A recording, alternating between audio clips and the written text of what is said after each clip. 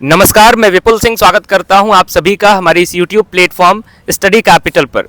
CUET PG 2025 के माध्यम से जो भी विद्यार्थी सफल हुए हैं और दिल्ली विश्वविद्यालय में पढ़ाई कर रहे हैं, उनसे आज हम मुलाकात कर रहे हैं। हम फिलहाल दिल्ली विश्वविद्यालय में हैं और इस समय कुछ विद्यार्थी बैठे हुए हैं जो कि लॉ की पढ़ाई यहाँ से यानी LLB की डिग्री जो है वो परस्यू कर रहे हैं और स्टडी कैपिटल से सभी लोग जुड़े रहे हैं।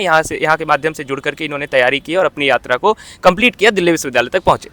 तो इस क्रम में हम सारे विद्यार्थियों से बातचीत करेंगे, इनके पढ़ाई का जो सिलसिला रहा वो किस तरीके से चला और CUET PG की तैयारी में क्या कठिनाइयां आती हैं और किस तरीके से उन कठिनाइयों से हम लोग पार पाते हैं। तो ऐसे तमाम बिंदुओं पर बातचीत करेंगे और सारे स्टूडेंट्स अपना बिल्कुल ट्रू रिव्यू देंगे, जो इन्होंने फेस किया है, जिस तरीके से इन्होंने अपनी तैयारी की है वही बातें आपको बताएंगे। तो उम्मीद करता हूँ कि ये वीडियो आप सभी के लिए हेल्पफुल होगा। चैनल पर पहली बार विजिट कर रहे होंगे तो चैनल को सब्सक्राइब करें, बेल आइकन प्रेस करें और पूरा वीडियो देखिएगा ताकि जितने भी सुझाव आप सभी तक पहुंचे उसको आप अमल करें और एंट्रेंस एग्जाम में अच्छे स्कोर के साथ BHU DU जैसी टॉप यूनिवर्सिटीज़ में पढ़ने का आपको मौका मिल सके। तो आप सभी से सवाल का सिलसिला शुरू करें। सबसे पहले परिचय का क्रम होगा, एक एक करके आप लोग अपना परिचय दें। आपका नाम क्या है और साथ में ग्रेजुएशन आपने कहाँ से किया, ताकि सभी को पता चल सके कि हाँ जिससे मैं बात कर रहा हूँ उनका परिचय क्या है। मेरा नाम देवेश राजपूत है। मेरा ग्रेजुएशन आगरा से हुआ है, डॉक्टर भीमराव अंबेडकर यूनिवर्सिटी, और मैं आगरा का ही रहने वाला हूँ। मेरा नाम मोहम्मद सालिम है, मैं जौनपुर उत्तर प्रदेश से हूँ। मैंने अपना ग्रेजुएशन पूर्वांचल यूनिवर्सिटी से किया हुआ, BSc मैथमेटिक्स में।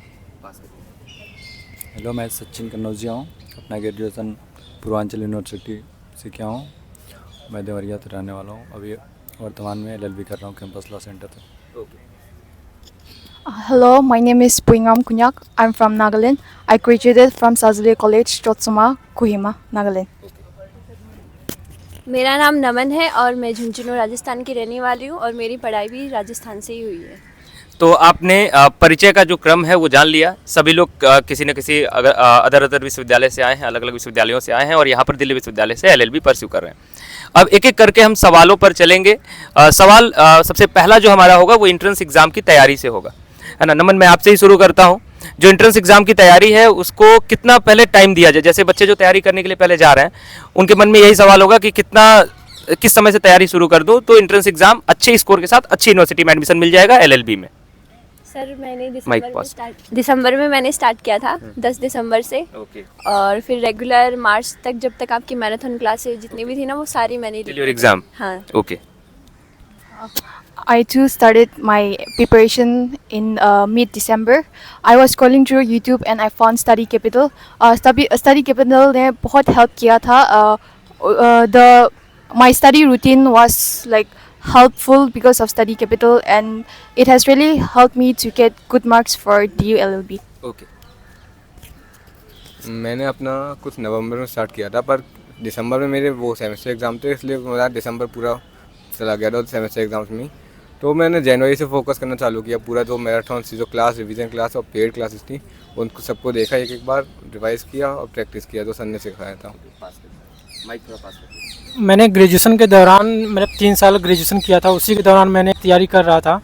तो मुझे CUET का फॉर्म अप्लाई कर दिया, तो मैंने CUET के प्रॉपर तैयारी के लिए मैंने एग्ज़ाम दिया और एग्ज़ाम मेरा क्वालिफाई हो गया। जैसे रीजनिंग होता है, मैथ होता है, इंग्लिश, हिंदी और GK GS, और मेरा अच्छा स्कोर हुआ और मैं वर्तमान में लॉ सेंटर 2 का स्टूडेंट हूँ।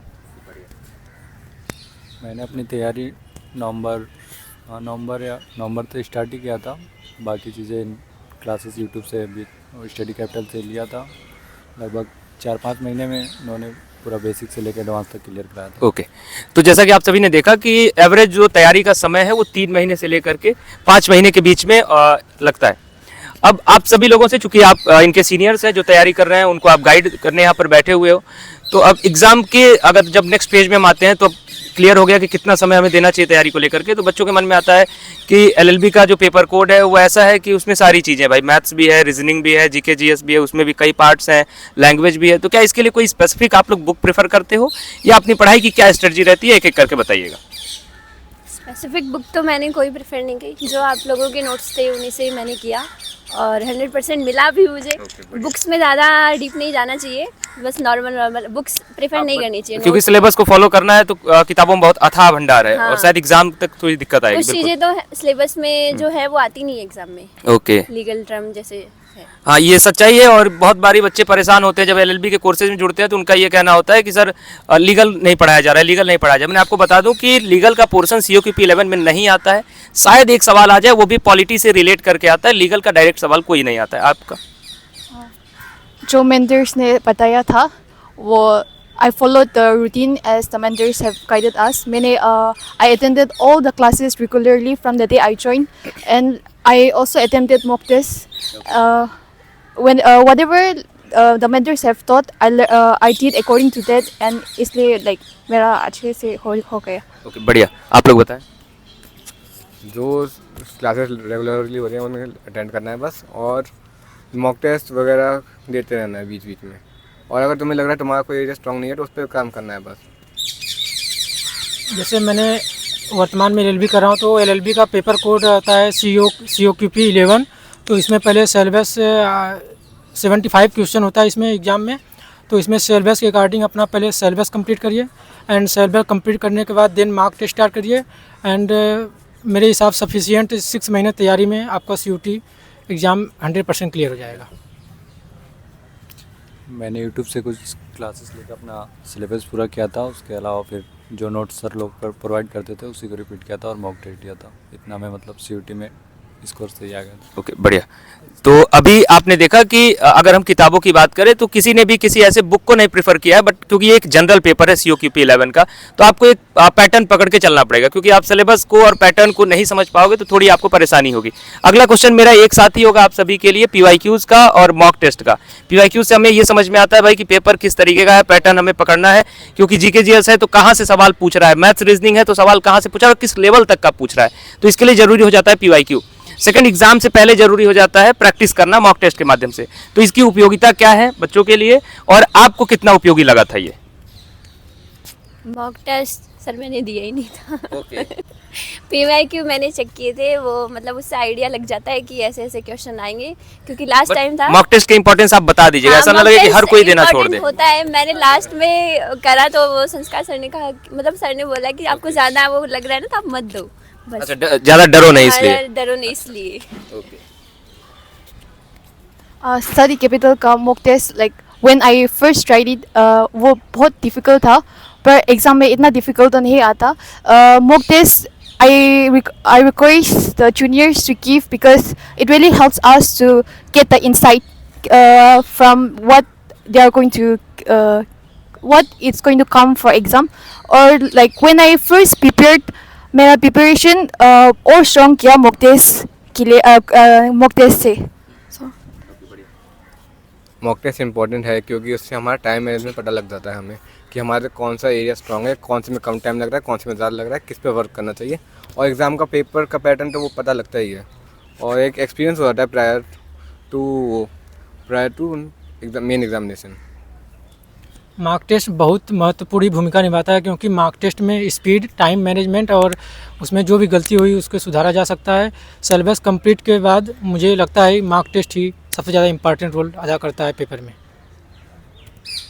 मॉक टेस्ट लगाना चाहिए क्योंकि उसमें बाकी ज़्यादातर प्रीवियस क्वेश्चन को ही मॉक टेस्ट में ऐड करके देख लेना चाहिए, ज़्यादातर चीज़ें क्लियर हो जाती है उससे। बहुत सुंदर जवाब आप सभी का। अब मैं चलूँगा दिल्ली विश्वविद्यालय की तरफ कि आप सभी लोग दिल्ली विश्वविद्यालय से लॉ की पढ़ाई कर रहे हैं, तो क्या यहाँ की खासियत है, क्यों यहाँ आना चाहिए और क्यों सबसे ज़्यादा बच्चे जो है इंटरेस्टेड रहते हैं कि मुझे DU ही जाना है LLB करने के लिए। उससे पहले एक आखिरी सवाल तैयारी से रिलेटेड, बहुत सारे सवाल मुझे पता है कि बच्चों के मन में होंगे, आप कमेंट बॉक्स में लिखिएगा, हम लोग धीरे धीरे आपको रिस्पॉन्ड करेंगे, क्योंकि इंटरव्यू के समय की एक सीमा है, इस वजह से हम एक दायरे में ही बहुत सारे सवालों को नहीं रख पाते हैं। रिवीजन को लेकर के क्या आप सभी का अप्रोच रहा था और रिवीजन कितना इंपॉर्टेंट होता है?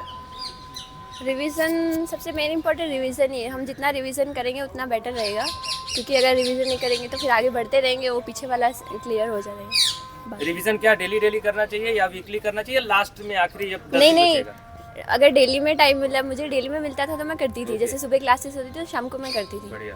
और वीकली भी होना चाहिए। आपकी रिवीजन की स्ट्रेटजी क्या रही? For me, I didn't got much time for revision, but I used to give 3 alternate days for revision. Or like revision बहुत important है because you forget everything if you don't revise. आपकी revision की strategy क्या रही?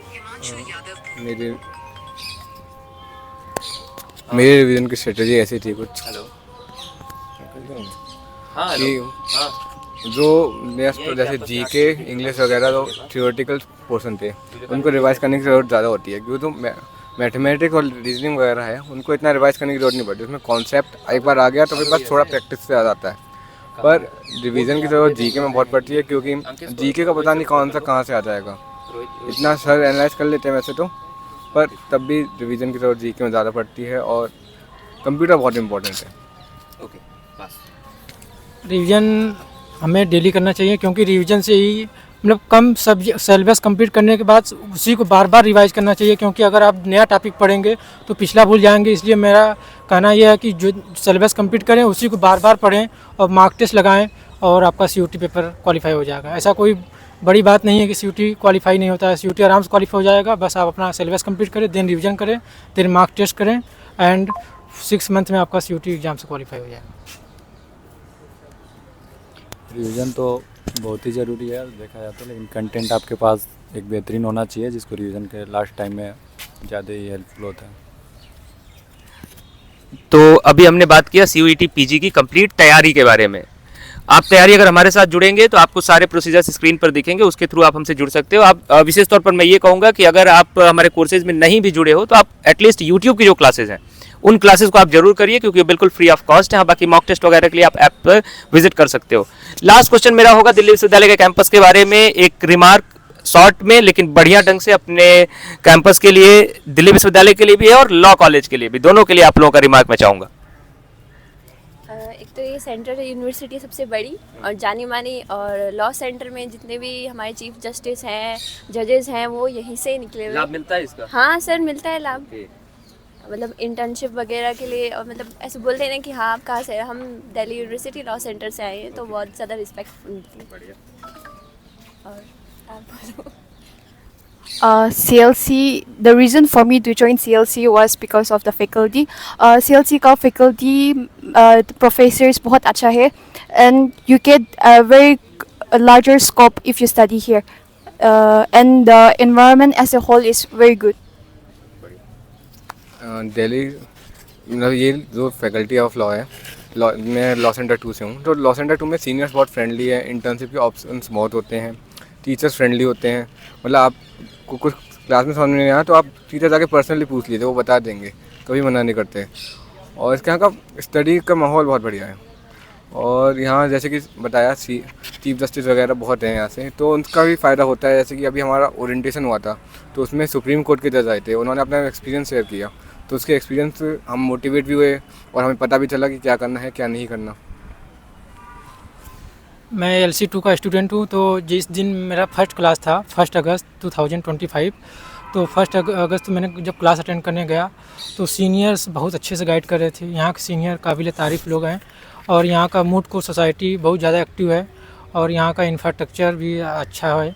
और बाकी यहाँ पढ़ने वाले स्टूडेंट हर स्टेट के आते हैं, तो यहाँ बात करना भी अच्छा लगता है, और यहाँ सोसाइटी बहुत ज़्यादा अच्छा है। दिल्ली यूनिवर्सिटी में CLC के कैंपस में मैं उस समय हूँ, तो ये एक लाइब्रेरी है, यहाँ लाइब्रेरी 24 घंटे ओपन रहता है, तो कोई भी स्टूडेंट चाहे कितनी बजे भी आके अपना पढ़ाई स्टार्ट कर सकते हैं। मैं CLC से हूँ, यहाँ पे काफ़ी चीज़ें, यहाँ से एलुमनी भी काफ़ी अच्छे सुप्रीम कोर्ट और चीफ जस्टिस भी रह चुके हैं। काफ़ी चीज़ें यहाँ पे एक्टिव होती है, जैसे लीगल से रिलेटेड हमेशा मतलब कोई ना कोई प्रोग्राम होता ही रहता है, बच्चों को एक्टिव किया जाता है, काफ़ी बेहतर।